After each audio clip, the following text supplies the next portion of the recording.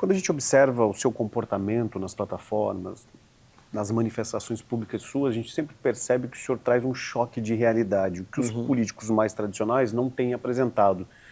Essa é uma receita pronta ou é algo que está acontecendo naturalmente quando o senhor observa realmente leituras de um país tão diverso, se a gente coloca um estado e outro, ou regiões umas com as outras? A gente percebe que o vídeo que eu faço, ele tem a ver com a tese que a gente já defendia faz tempo.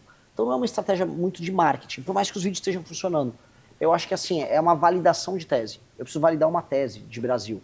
E minha pré-candidatura está servindo para validar essa tese. E o senhor está encontrando esse respaldo na população? Muito.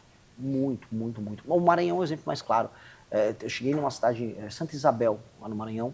Foi à noite, né, a gente tinha perdido o horário e chegou muito tarde e precisava ir num restaurante. Aí a gente foi num restaurante que era um restaurante bar, tava tocando música alta. Aí parei para jantar. Havia umas 15 mesas ali. Das 15 mesas, 12 mesas diferentes levantaram para vir tirar foto e agradecer que estava falando dos políticos do Maranhão de uma maneira que nunca ninguém falou. E aí eu falei, ok, eu acho que nunca alguém veio aqui e tratou o maranhense como um cidadão. Não veio aqui, vou cuidar de você. Não, olha, tá errado, o seu político tá errado, você tá errado em votar nele. E o maranhense falou, pô, tô me sentindo cidadão. E eu acho que isso é importante, então foi muito bom. Então, ali eu validei muita coisa do que eu acreditava. Eu percebi que as pessoas não são... Existe muita propaganda que diz que as pessoas na política têm que ser tratadas como criança. Você pega aquelas participações em debate, por exemplo, de caras como o Geraldo Alckmin. Olha, a Dona Maria, que é saúde, educação. Tem aquela coisa meio falsa, decorada.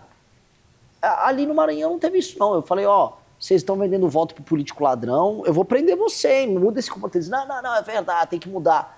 É uma coisa mais verdadeira, cobrando responsabilidade das pessoas. E eu acho que, ao fazer isso, as pessoas se sentem respeitadas, essencialmente. Nesse conceito, o senhor está trabalhando para, pelo menos, ir para o segundo turno e disputar espaço e mostrar a força do seu projeto. Vamos imaginar que o senhor, de fato, não chegue ao segundo turno. Chegue Luiz Inácio Lula da Silva e Flávio Bolsonaro hoje, que despontam as pesquisas. O senhor tende a convergir um apoio a Flávio Bolsonaro caso isso ocorra, ou o senhor deve ficar neutro diante do que o senhor entende como verdade? Aliás, o senhor talvez seja um dos grandes adversários de Flávio Bolsonaro e com uma retirada de uma parcela de votos dele muito grande. E por isso eu lhe faço a pergunta também, talvez seria até incoerente com o seu próprio eleitor. Como é que o senhor vê uma possibilidade de segundo turno entre os dois hoje que estão liderando essa polarização? Eu não imagino esse segundo turno entre os dois. Eu só penso em eu ir. Imagina, assim, é muito cansativo o que eu tô fazendo. Eu tô dormindo pouco, tô realmente um bagaço. E onde eu vou, o pessoal tá... Pô, um evento gigante em Criciúma. A gente teve um evento ontem que me assustou. Aí tava num almoço agora enorme em Tubarão, com um monte de gente. Eu não posso olhar para essas pessoas, no cenário e tal. Não tem cenário, o cenário é a gente ganhar. Os seus apoiadores são por osmose mesmo, por sentimento, por observar que realmente está faltando esse tipo de linguagem na política? Isso, e por tese. E essa tese que o senhor tinha me apresentado em São Paulo, ela se mantém viva em não mudar a sua linha de pensamento, mesmo que seja desafiador com o Congresso Nacional hoje, que enfrenta grandes desafios, dificuldades de se identificar como poder? Mais do que nunca. Porque agora eu estou validando ela. Agora, desde aquela última entrevista que a gente fez, eu comecei a rodar o Brasil. Eu comecei a apresentar ela nos lugares mais diferentes. Interior de São Paulo, a Salvador, Rio Grande do Norte ao Paraná, sul de Minas a Pernambuco, Maranhão a Santa Catarina. E aí eu começo a perceber, realmente faz sentido. Quando eu pude ver, por exemplo, aqui em Santa Catarina, a crítica que a gente faz ao Pacto Federativo na boca das pessoas que moram, por exemplo, na região oeste, e quando eu pude ver no Maranhão aquilo que a gente falava sobre emenda sendo, vamos dizer, alvo de reclamação da população, eu falei, cara, a tese está certa. A gente tem que agora refinar e melhorar. Eu tenho que ser o candidato dessa tese, de solucionar esse problema de um Brasil que é administrado por uma classe política impessoal vagabunda, muito da vagabunda, que vive de expropriar quem trabalha para botar no próprio bolso um dinheirinho e enganar o outro lado. Esse é o jogo. O Brasil, as pessoas do norte e sul do Brasil são feitas de trouxa para elas brigarem como se fossem inimigos. Mas a real é o seguinte, tem um intermediário no meio. Quem está ganhando nessa briga é o intermediário. O senhor também tem falado, trazido alguns temas muito polêmicos e o senhor tem sofrido ataques, inclusive com apontamentos. O senhor foi acusado de utilização de substâncias alucinógenas, o senhor já se posicionou, e eu quero que o senhor expanda um pouco isso, mas o senhor também foi acusado, agora mesmo nessa passagem pelo sul do Brasil, de xenofóbico. O fator de trazer essas temáticas causa uma sensibilidade que a população e os próprios políticos não estão acostumados a ouvir o que o senhor entende como verdade? Sim. Um exemplo. da substância. Na verdade é um cogumelo, o cogumelo alucinógeno.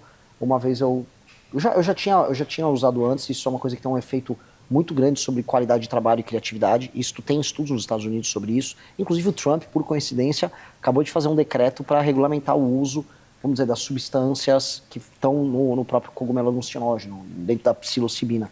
E eu sou favorável ao uso terapêutico e, inclusive, o uso de performance nisso, tanto dele quanto do próprio canabidiol.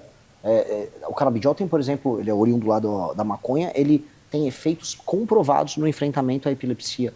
E isso no SUS, para ajudar como um tratamento alternativo, os psicodélicos sendo utilizados como tratamentos para dores crônicas que as pessoas têm, isso é bom. E por que não utilizar? Não dá para você ficar usando, vamos dizer, analgésicos para tratamentos que vão durar anos, né? Você acaba, ele perde o efeito, isso tem consequências ruins, antidepressivo também. Então, eu sou favorável e não tenho vergonha de falar, porque o jornalista veio e falou, mas você num grupo falou tal coisa. Eu falei, eu fui no Flow Podcast, o maior podcast do Brasil, eu já falei sobre isso, eu já publiquei revistas sobre isso, eu não tenho nenhum tabu para falar sobre isso. Não, mas e o seu discurso sobre crime organizado? Eu falei, não muda, ninguém vende cogumelo com facção criminosa, isso só existe no cocô da vaca, né? Desculpa o termo. E aí outra pergunta foi sobre xenofobia. Olha, eu fui no Maranhão, falei de problemas do maranhenses para os maranhenses. E os maranhenses concordaram comigo. Eu falei das estradas do Maranhão, das favelas do Maranhão, da sujeira do Maranhão. Quando eu vejo um lugar que parecia um lugar do Maranhão aqui em Santa Catarina, eu falei, aqui em Criciúma. Falei, sim, aquilo parece o Maranhão. Aí veio pessoas de Criciúma ou de Santa Catarina. Você é xenofóbico? Vocês não têm posição aqui, quem está me chamando de xenofóbico, de dizer que eu estou sendo xenofóbico. Minha relação com o Maranhão é uma relação que as pessoas não vão entender. Eu sou uma pessoa que vai no Maranhão tratar do problema maranhense. Tanto que o lugar que estava sujo, que era Coroadinho, que eu denunciei lá no Maranhão, o prefeito teve que ir lá limpar. E foi lá, prefeito, e limpou. Porque as pessoas têm uma demanda por isso. Eles não sabem jogar com a minha relação com o Estado do Maranhão. E, objetivamente falando, não havia nada de xenofóbico. Eu também, no próprio vídeo que eu soltei, eu comparei o Pinheirinho aqui em Criciúma com a Cracolândia em São Paulo. Aí eu tô sendo xenofóbico com São Paulo? Não tô, isso é só conversa mole, o pessoal quer levar todas as discussões para um sentimentalismo barato. Mas é um pouco do efeito da internet, que as pessoas hoje elas não aceitam opiniões diversificadas, onde estavam acostumados a ouvir os problemas que estão latentes, estão visíveis e que parece que a própria sociedade não percebe? Claro que é, porque é o caminho mais fácil, quando você não quer lidar com aquele problema, é você querer descredibilizar a pessoa que emitiu a opinião. E aí chamar de, isso é xenofobia. Assim, é meio bobo, né? Porque você tem um problema tão grande. O problema ligado ao consumo de crack e à favelização em um lugar que tem uma qualidade de vida tão boa como o Criciúma, é um problema que deveria ser lidado de maneira muito madura e muito efetiva. A venda de crack e o consumo de crack no Pinheirinho e a tomada daquela faixa ao redor da ferrovia lá da Teresa Cristina, aquilo deveria ser o tema central de todos os políticos e da própria imprensa. Por que o jornalista que estava me xingando disso não foi fazer uma matéria ali? Ele não tinha coragem? Eu fui com um grupo de pessoas a pé, ali no meio dos usuários de crack, entrevistei usuários de crack, conversei com as pessoas, conversei com os moradores. O que está rolando é uma invasão. O crime organizado está tomando uma área para si. Ninguém vai falar nada. Hoje eu soube que o prefeito, agora de Criciúma, quer tratar do assunto. Que bom, graças a Deus. Não vou nem criticar ele, não conheço, nem sei se é um bom prefeito ou um mau prefeito. Torço para que faça algo. A gente deveria focar em resolver o problema.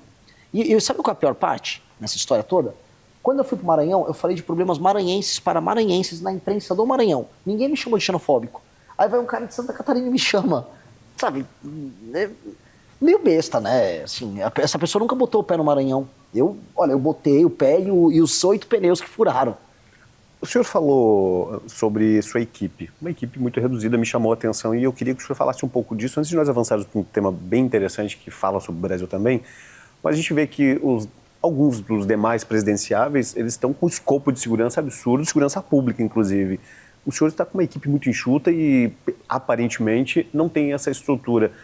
Diante do que o senhor aponta, dos nomes que o senhor cita, do cenário que o senhor tem construído aí, parece que não ter medo, de fato não tem medo de falar o que o senhor pensa e não tem medo de enfrentar qualquer represália ou qualquer ação que possa colocar a sua integridade física em risco? Eu estaria mentindo se eu dissesse que não existe medo. Eu acho que esses caras que falam que são muito valentes e tal, salvo alguns amigos como o meu amigo Arthur, que claramente é um cara naturalmente muito corajoso, tem coragem física, assim. Quase todo mundo que eu conheço tem medo. O lance é se você para diante do medo, se o medo te faz assustar. Eu tô continuando, apesar de me preocupar com minha Eu digo, segurança. inclusive, em perseguição política mesmo. Com certeza. No Maranhão, a coisa que mais tem é pistoleiro de cidade pequena. Né? Eu ia nas cidades pequenas e falava dos erros dos prefeitos. Para você chegar numa cidade pequena e o prefeito te botar para fora, mandar os jagunços dele te botar para andar, era a coisa mais fácil. Então, a gente tinha operações, porque a gente tinha que ser muito inteligente, a gente chegava na cidade sem avisar, a gente já chegava, gravava os nossos vídeos, quando soltava os nossos vídeos, a gente já estava saindo fora da cidade, ou já estava indo no veículo da imprensa, ou seja, tinha um susto geral. Prefeitos pelo todo o Maranhão ficavam falando, minha cidade não pode ser a próxima. E isso podia se reverter em algum momento em violência. Você tem muito apoiador de prefeito que não tem nada a perder ali, que por R$1.000 daria um tiro em alguém. Não é nem crime organizado, já estou falando de banditismo político de interior. E eu não tenho a estrutura dos outros, mas eu volto a colocar, a gente tem que compensar a falta de estrutura com mais trabalho. É compensar. Trabalhar. Eu confesso que estou esgotado, mas se não trabalhar, você perde. Bom, vamos falar um pouquinho de gestão. Qual seria a sua primeira ação, caso o senhor seja eleito em outubro deste ano, sentando na cadeira presidencial? Já tem isso dimensionado? Já tem um planejamento? Tem. A primeira ação eu iria tomar antes de sentar na cadeira presidencial formalmente, seria na transição. Eu passaria, tem uma PEC protocolada pelo deputado Kim Kataguiri e outros deputados, o Júlio Lopes, etc., o Pedro Paulo, que é uma PEC que faz uma reforma fiscal muito profunda no Brasil. E a gente precisa passar essa PEC, que resolveria grande parte dos problemas de dívida, de aumento de gasto, que torna o Brasil um país muito caro, ainda na transição, com a legislatura atual, conversando com os deputados e senadores que perderam a eleição, fazendo um acordo com eles para a gente passar essa reforma fiscal e virar para 2027. Aí sim, com um clima muito positivo em termos econômicos. De fato, se passa essa reforma, essa PEC que a gente entrou, que é uma PEC que inclui reforma da Previdência, inclui desvinculação dos orçamentos da educação e da saúde do aumento da receita. Isso tem um efeito muito ruim sobre o orçamento. Às vezes você aumenta a receita porque teve um ano bom de economia, aí no ano seguinte a economia vai mal, mas como ela fica vinculada ao aumento, ela não diminui. Então você está permanentemente aumentando esses gastos e uma hora a conta estoura.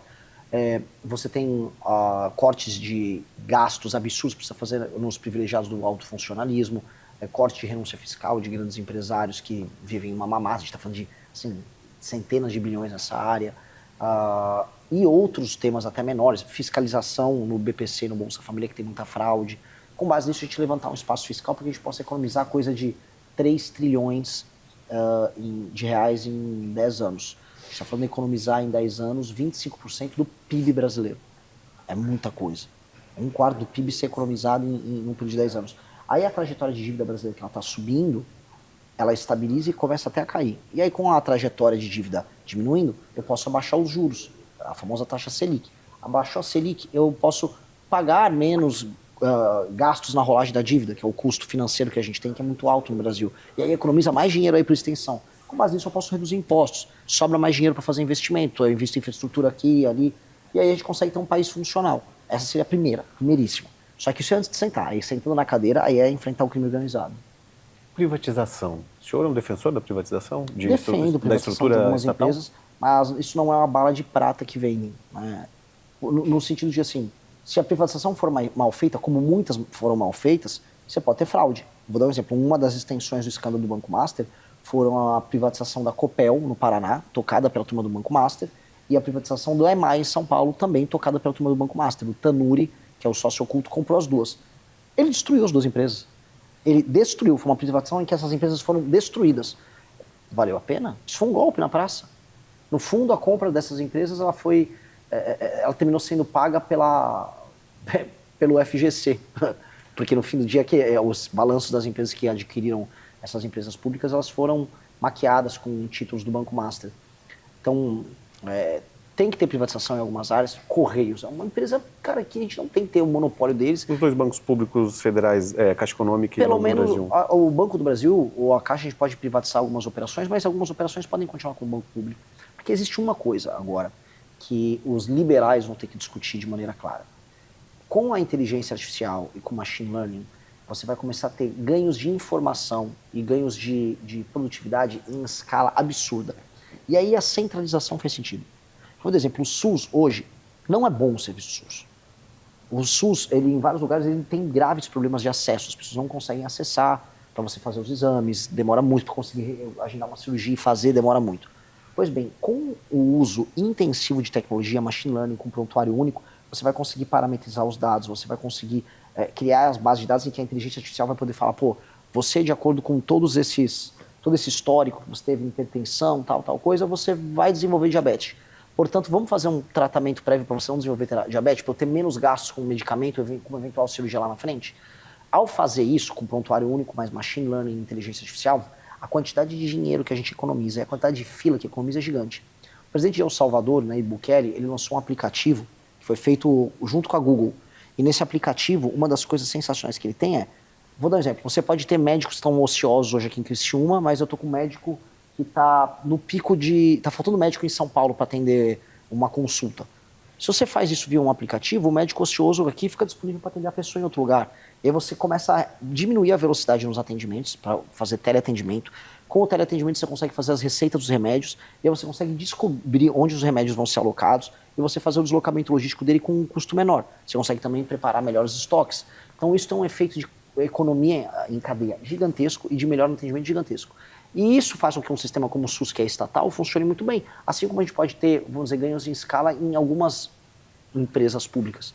Dito isso, tem que privatizar algumas. Tá? Eu dei toda essa volta que é importante para explicar uma nova mentalidade que a gente tem que ter sobre isso, mas ao mesmo tempo, Correios vão privatizar, sabe? Codevasf está fazendo sentido, sabe? São perguntas boas de fazer. Se você curtiu esse corte, dá um like aí, se inscreve nesse canal e mostra para algum amigo aí que acompanha o movimento ou para alguém que não conhece.